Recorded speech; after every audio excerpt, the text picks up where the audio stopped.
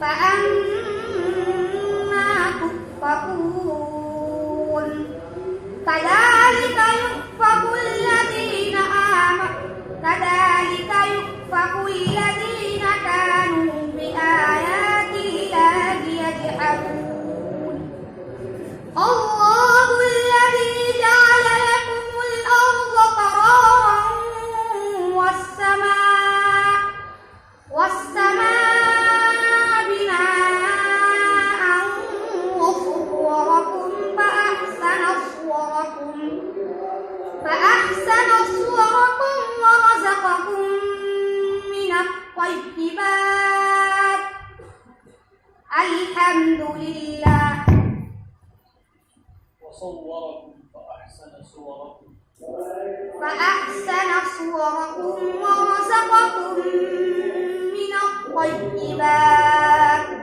ذلكم الله ربكم فتبارك الله رب العالمين هو الحي لا إله إلا هو فادعوه مخلصين له الدين الحمد لله رب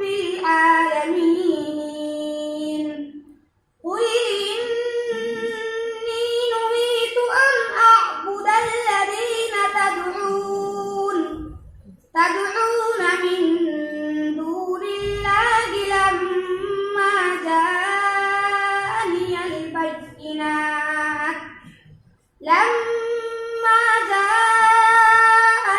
البينات من ربي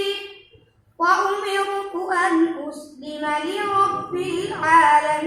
العالمين هو الذي خلقكم من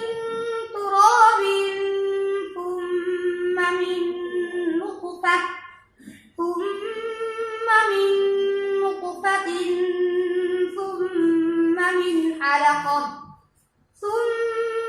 من علقة